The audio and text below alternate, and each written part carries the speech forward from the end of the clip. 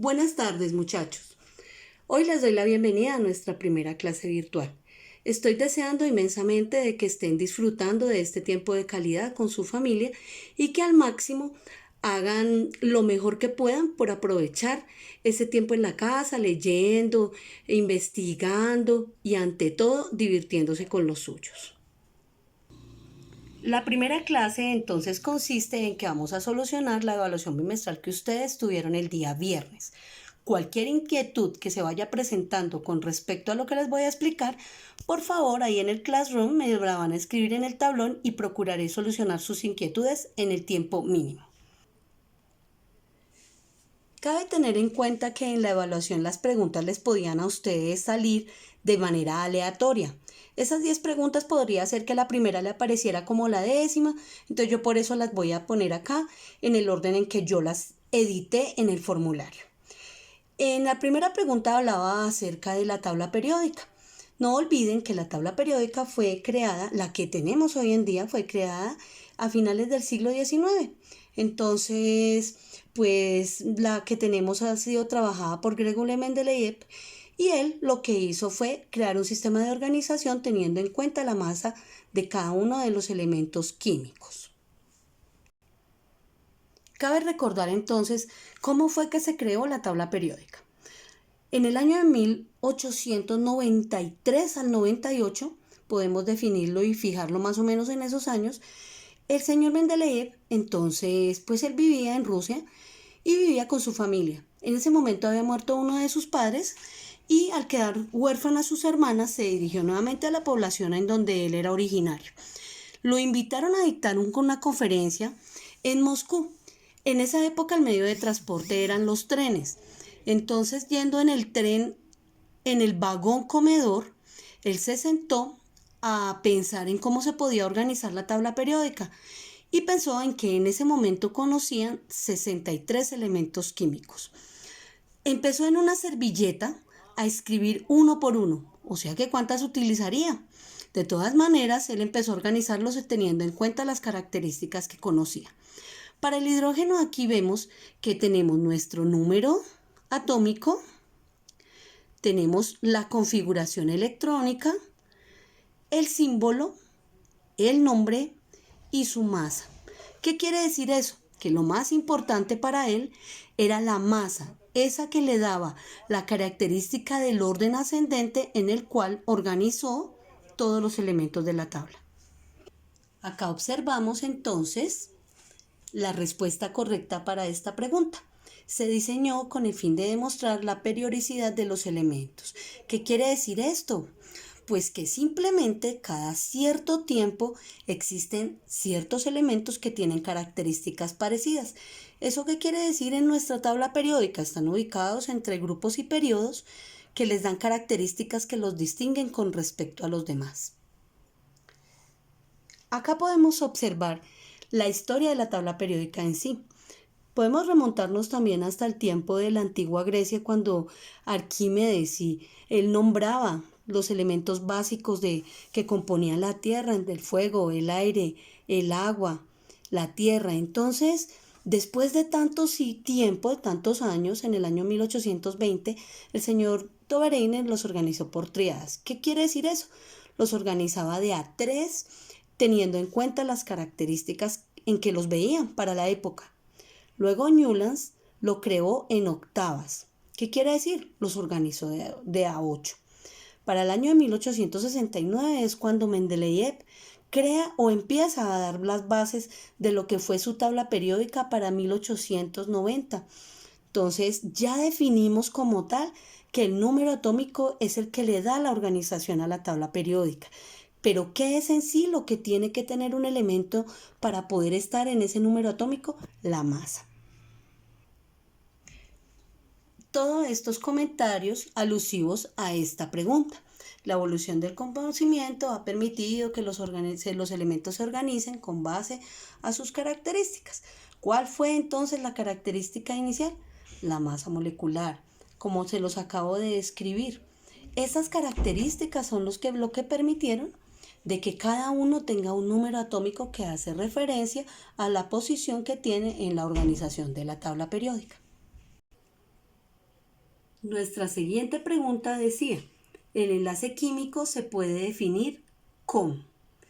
Ahí tenemos las opciones. Sin embargo, vamos a ver en qué consiste un enlace químico. En la imagen observamos dos representaciones de diferentes átomos.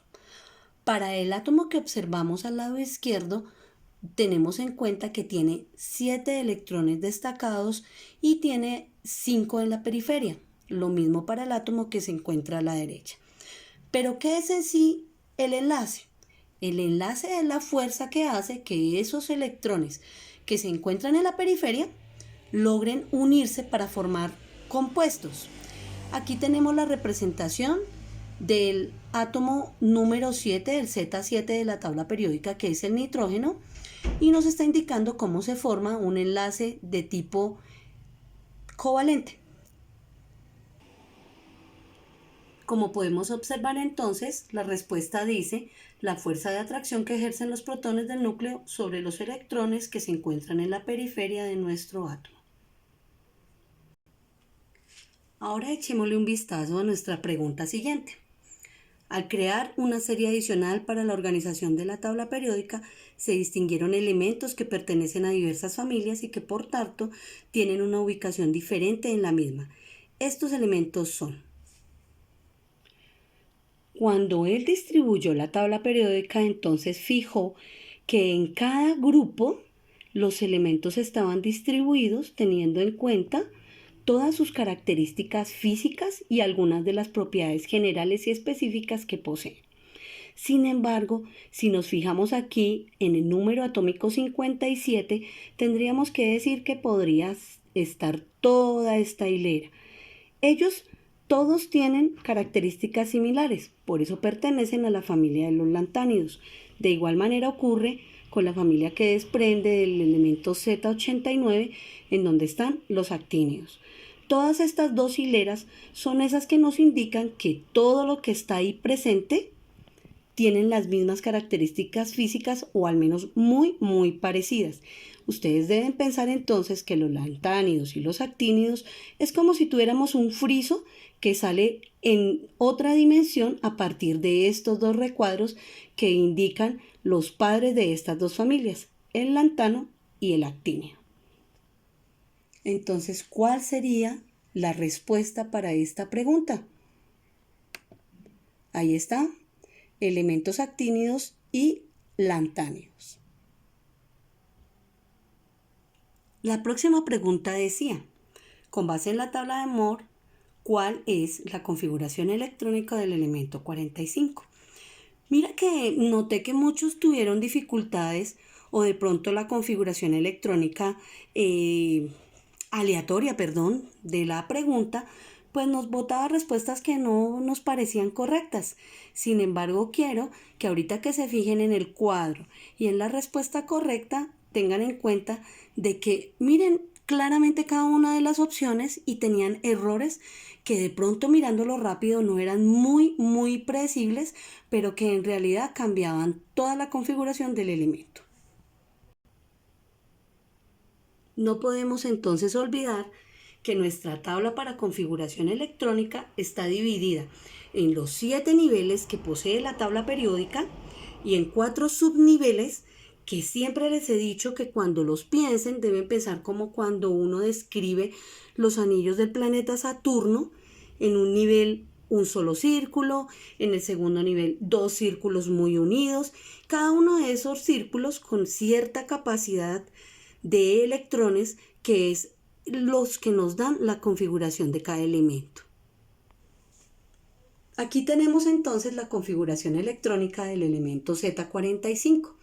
Para aquellos que tengan la posibilidad de tener su tabla de Moore ahí a la mano, se van a dar cuenta que empecé 1s2, 2s2, 2p6, 3s2, 3p6, siempre dirigiéndome de arriba hacia abajo. 4s2, 3d10, 4p6, 5s2, 4d7, en el cual lo que hago es sumar estos subíndices superiores que tengo aquí al lado de cada pareja. 2 más 2 más 6, 10, más 2, 12, más 6, 18, más 2, 10, más 2, 20, y 10, 30, más 6, 36, más 2, 38 y finalmente 45. Entonces, ¿cuál es la respuesta correspondiente a esta pregunta? Ahí la tenemos. Podemos compararla con el cuadro que inmediatamente anterior les acabo de mostrar. En la siguiente pregunta se nos indicaba qué tipos de enlace podemos observar cuando los elementos se unen o cuando quieren formar compuestos. Estamos observando en este momento un ejemplo clásico del enlace iónico. Cuando nosotros realizamos las configuraciones electrónicas, podemos observar entonces cuáles son los electrones de valencia. Para lograr comprender entonces los esquemas que acabamos de observar, tenemos que tener en cuenta la configuración electrónica de cada uno de los elementos que hacen parte de ese enlace. El sodio, que es el Z11 y cuya configuración electrónica observan ustedes allá, 1s2, 2s2, 2p6, 3s1, y lo propio con el cloro, que es el Z17 y cuya configuración electrónica ahí aparece. Lo que aparece en rojo subrayado entonces serán los electrones que figuran en el último nivel de energía y que son aquellos que se grafican para poder entender cómo es que estos dos elementos se unen. Para el sodio, solamente un electrón en su último nivel y para el cloro, 7 electrones. En este caso, y siempre debemos tener en cuenta que cuando los elementos presentan menos de 4 electrones, es decir, 3, 2, 1, en su último nivel de energía, siempre serán aquellos que están cediendo el electrón para que el otro elemento logre completar la regla del octeto. Entonces, ¿aquí qué hacen? Se unen. Enlace de tipo iónico. Acá estamos observando un compuesto formado por un enlace covalente. Nuevamente, tenemos que observar las configuraciones electrónicas para el hidrógeno y para el cloro.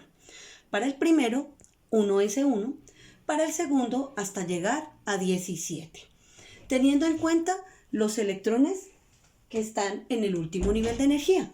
Para este, 1 y para este, 7, representados en estas imágenes que se llaman representaciones de Lewis. Entonces, ¿por qué son covalentes? Porque una de las excepciones de la tabla periódica en la regla del octeto es el hidrógeno. Él no necesita completar 8 electrones, él solamente necesita completar 2. Entonces tenemos que el cloro tiene en su último nivel 7 y el hidrógeno 1. Para cada uno le hace falta un electrón. Entonces ellos lo que hacen es que en ese último nivel comparten ese electrón formando un enlace de tipo covalente. Entre las opciones que teníamos aquí, entonces podemos observar que nuestra respuesta adecuada era enlaces de tipo iónico y covalente. Oh, por Dios, se nos fue la otra pregunta. Qué pena, chicos, les estaba mostrando una pregunta que no era. Mírenla acá. El enlace químico entre dos átomos puede ser de dos tipos, iónico y covalente. Ahí tenemos. A continuación nos sigue preguntando acerca de los enlaces. El enlace químico que se da por transferencia de electrones de un átomo a otro se conoce con el nombre de...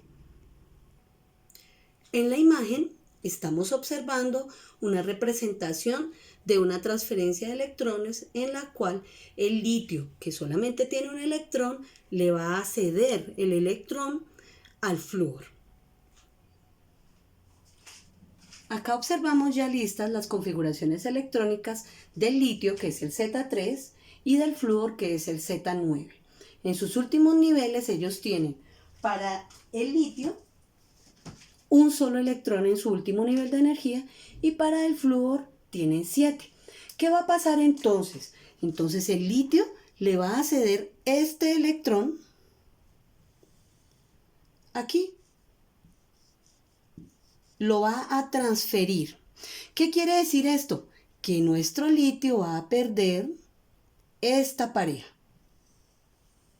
Ya no va a haber ahí ningún electrón. ¿Y qué va a pasar aquí? Vamos a sumar ese electrón que él nos obsequió. ¿Qué quiere decir?